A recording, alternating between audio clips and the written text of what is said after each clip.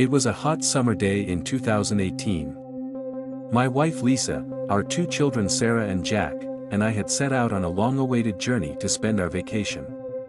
We had left Los Angeles and were heading towards our mountain cabin in Colorado. Everything was perfect, the car was packed with a picnic basket, the kids were dozing off in the back seat, and soft music was playing on the radio. On the third day of our trip, just as we were nearing the Colorado border, we noticed that Sarah was feeling unwell. What started as a mild headache quickly turned into severe abdominal pain. We checked the GPS and saw that the nearest town was about 30 minutes away. Desperate, we turned towards this small town. The town was called Maple Creek, a small and quiet place. As we drove through the almost deserted streets, we searched for a hospital in the town center.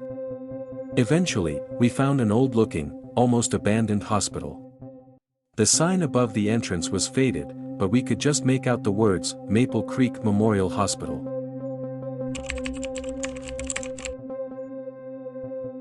The inside of the hospital was even more eerie than it looked from the outside. The corridors were empty and dark. There was no one at the reception, but we could hear noises coming from somewhere inside. As we waited with Lisa and the kids, an elderly nurse finally approached us. We explained Sarah's condition, and she directed us to the waiting room. The waiting room was quite old. The walls were peeling, and the chairs were old and uncomfortable. Sarah's pain was getting worse, and I was becoming increasingly anxious. While we waited, we could see a few people walking in the corridors. They were all very quiet and seemed somewhat anxious. After about half an hour, a doctor came and called us in. The doctor was an elderly man with a very serious expression. He examined Sarah and said that some tests needed to be done. Meanwhile, Lisa and Jack stayed in the waiting room.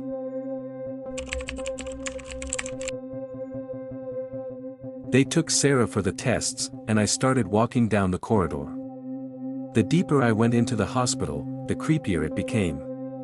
Most of the rooms were empty, but occasionally I could hear whispers coming from inside. At one point, I heard a child crying behind a door, but when I opened it, no one was there. I returned to Lisa and Jack, and we began waiting. Time seemed to stand still as we waited. It felt like we had been sitting there for hours. Finally, the doctor returned and said that Sarah's test results were normal, but she needed to be kept under observation for a while. This relieved us somewhat, but the atmosphere of the hospital was still unsettling.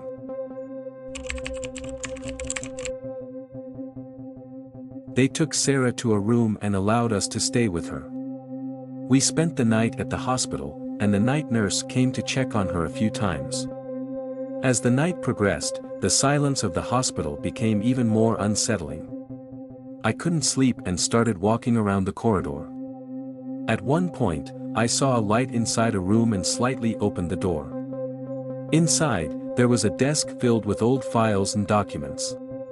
One file caught my attention, and I picked it up. Inside were records of patients treated here years ago. But the most interesting thing was a note on the last page of the file that read, Maple Creek Hospital will close forever. The date was from the year 2000, at that moment.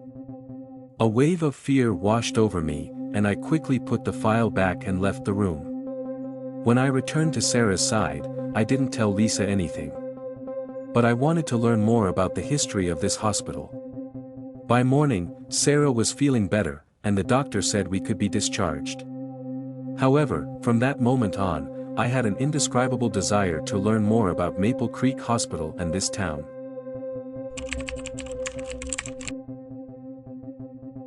After Sarah was discharged, we left Maple Creek and headed towards our mountain cabin in Colorado.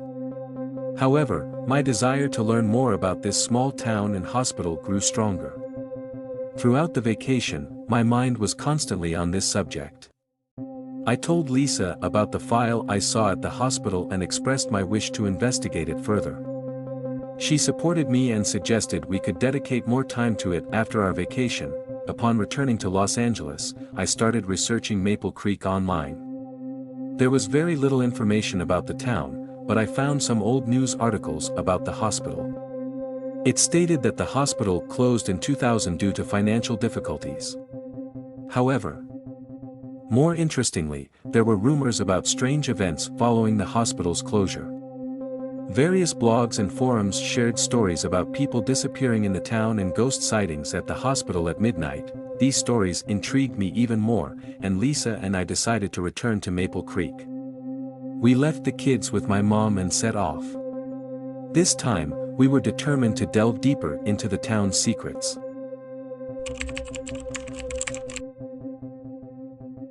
When we arrived in Maple Creek, the town greeted us with the same quiet and desolate atmosphere. Our first stop was the town's small library. We thought we could find more information about the town's history there. The librarian, an elderly woman, seemed surprised to see us.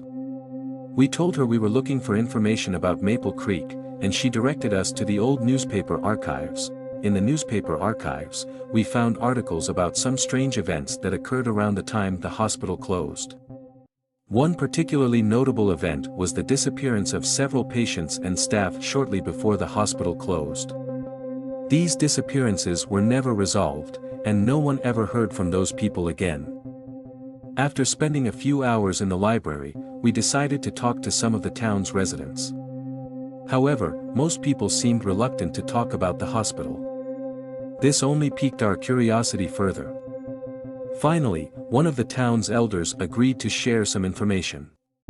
He told us about hearing strange noises and seeing lights in the hospital at midnight after it closed.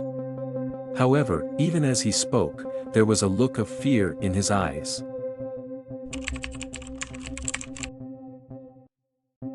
As night approached, Lisa and I decided to go to the hospital. Visiting during the day wasn't enough, we believed the real secrets would emerge at night. We were staying at a small hotel in the town center, and around midnight, we quietly left the hotel and headed towards the hospital. The hospital looked even more eerie in the darkness of the night. We turned on our flashlights and entered. The corridors were enveloped in a chilling silence, broken only by the slight breeze. As we moved deeper inside, we noticed a few doors were slightly ajar. After a while, we reached the room where Sarah had her tests. The room was the same, but this time something caught my attention, an old cabinet against the wall. We opened the cabinet and found old files and journals inside. Among these files were notes about the patients and staff who disappeared in 2000. However, what was even stranger was that the dates on these notes were from 2018. This indicated that the files had been updated recently.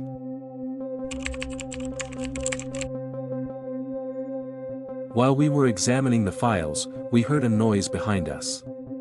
Turning quickly, we saw a silhouette at the end of the corridor. The figure was approaching us, and we could hear their footsteps. As Lisa and I exchanged looks, trying to decide what to do, we tried to make out who the figure was. As it got closer, we realized it was a security guard on the night shift. The security guard approached us and asked what we were doing there. We explained that we were researching the town's history and examining old files. The guard sternly told us we shouldn't be there and needed to leave immediately. However, we sensed that he was hiding something from us. Lisa started asking the guard about the missing patients and why the files had been updated. The guard hesitated for a moment and then began to whisper some things to us. He mentioned that some people who worked at Maple Creek Hospital continued to live there after it closed and that these people were conducting unusual research. But he didn't want to give more details and repeated that we needed to leave quickly.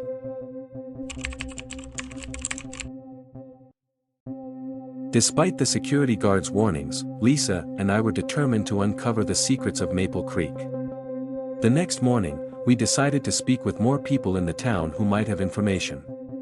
Our first stop was Mr. Thompson, one of the town's elderly residents who we thought might have more knowledge about the hospital. Mr. Thompson told us that he was a retired journalist and had lived in Maple Creek for many years. He recounted numerous stories about strange events that occurred after the hospital closed. He confirmed that several patients and staff mysteriously disappeared during the hospital's closure process. These incidents were never resolved, and the townspeople avoided discussing them. Thompson mentioned that several researchers had come to the town and investigated the hospital after it closed. However, these researchers left the town shortly afterward and never returned. This intrigued Lisa and me even more. Could what Thompson described be related to the unusual research the security guard mentioned?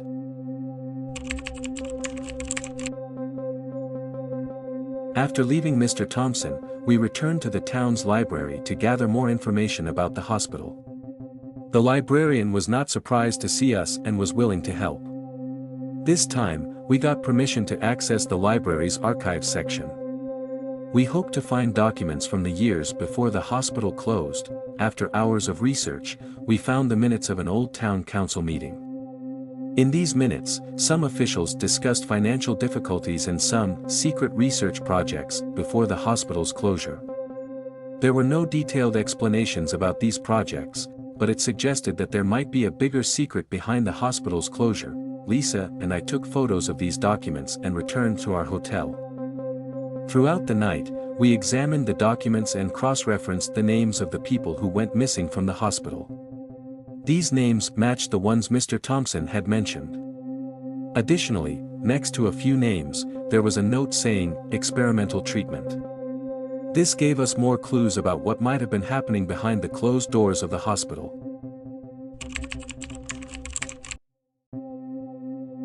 We needed more information to solve the mystery of the hospital. Lisa and I decided to find and talk to some of the hospital's former staff. After a quick search online, we found the names and addresses of a few people who had worked at the hospital. First, we contacted a former nurse named Emily Baker. Emily had moved to another town after leaving Maple Creek and was now retired. We spoke to her on the phone and told her we wanted information about the hospital. Initially, she was reluctant to talk, but after some persistence, she began to share some strange events that occurred before the hospital closed. She described patients disappearing suddenly and some doctors acting strangely. Emily mentioned that there were some secret laboratories in the hospital's basement and that most of the staff were unaware of the experiments conducted there. When the hospital closed, these laboratories were sealed off, and no one was allowed to enter. This information suggested that there was a bigger secret behind the mysterious events at the hospital. With the information Emily provided, we were determined to get to the hospital's basement and investigate the laboratories. At night, we went back to the hospital. This time, we entered through a door at the back of the building. Finding the stairs to the basement was not difficult. As we descended, the echo of our footsteps created a grim atmosphere. The basement was much darker and creepier than the upper floors. We advanced with our flashlights, and eventually reached a sealed door. We struggled to open it but finally succeeded. Inside, we saw abandoned laboratories and old medical equipment. Files, bottles, and notebooks were scattered around. While examining the laboratories, we found some documents related to the experiments. These documents detailed the radical treatment methods used to cure patients before the hospital closed. However, these treatments had caused the deaths or disappearances of many patients. This explained the real reason behind the hospital's closure.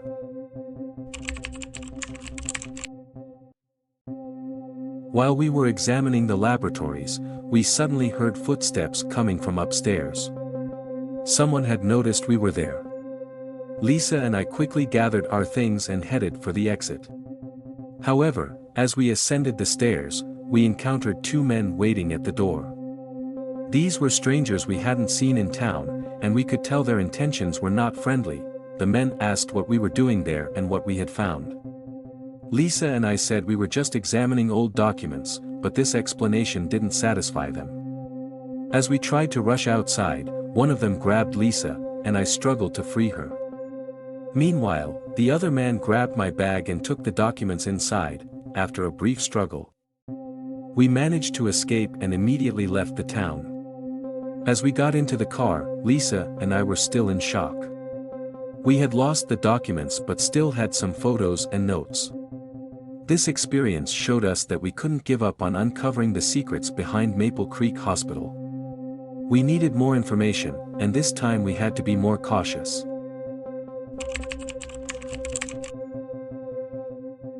After leaving Maple Creek, Lisa and I were silent for a long time.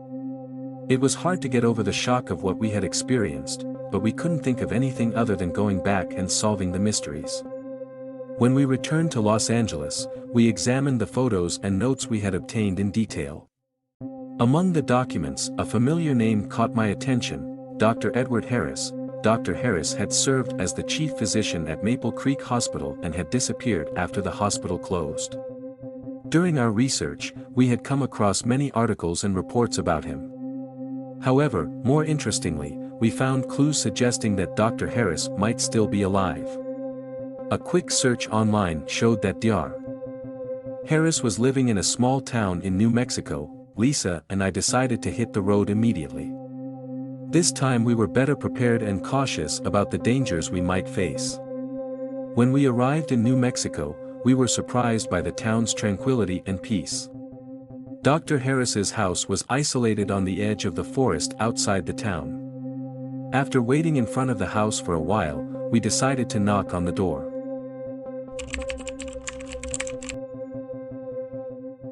An old, weary-looking man opened the door. We were sure it was Dr. Harris. We introduced ourselves and told him we were investigating the events at Maple Creek.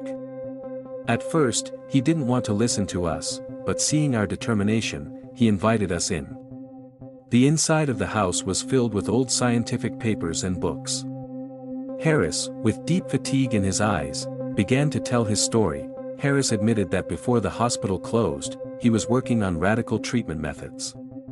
These treatments aimed to cure advanced diseases, but the results were unpredictable. Many patients and staff had disappeared or died during these experiments. Harris said that these disappearances and deaths were covered up by the hospital administration. The experiments had gotten out of control, and the hospital had to be shut down. Harris explained that he had disappeared and started living an isolated life because he feared the results of these experiments. However, he mentioned that shady individuals who still wanted to learn more about these experiments were after him. Lisa and I listened to his story carefully and decided to help him work together to uncover these secrets.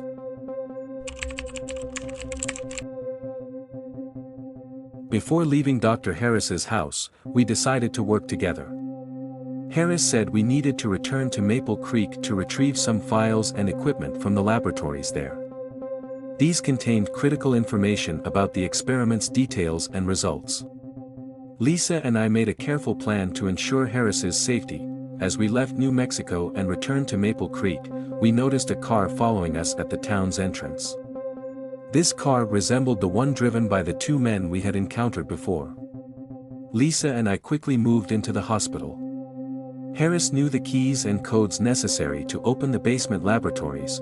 When we reached the laboratory, we started working quickly. As we gathered the files and equipment, we began hearing footsteps from above. Our followers had found us. Harris rapidly collected the files and equipment while Lisa and I headed for the exit. However, when we reached the door, we saw the two men standing there. This time, we had nowhere to run.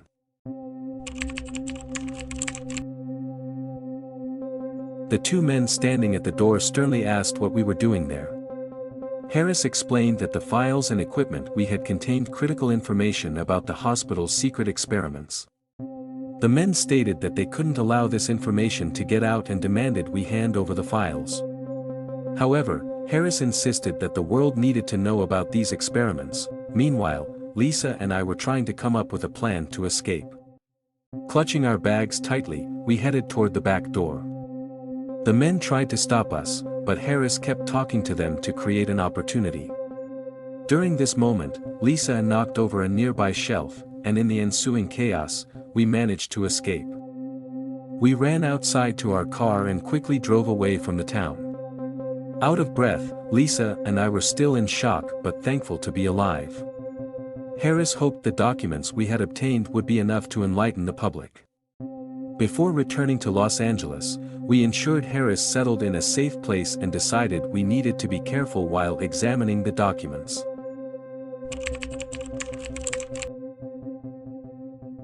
When we returned to Los Angeles, Lisa and I began to examine the documents Harris had given us in detail.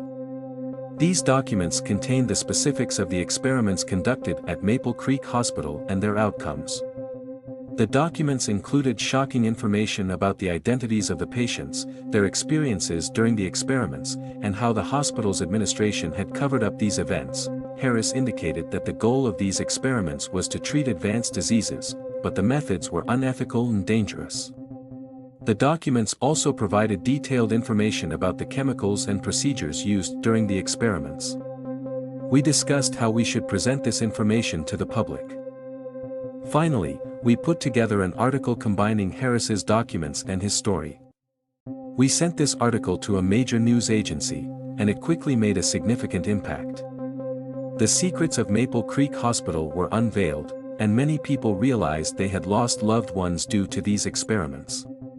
However, despite revealing these events, we knew that shady figures might still be after us. Thank you so much for watching. If you enjoyed this video and found it helpful, please consider liking it and subscribing to my channel for more content like this. Your support means a lot and helps me create more videos for you. Don't forget to hit the bell icon to receive notifications whenever I post a new video. I appreciate each and every one of you. See you next time.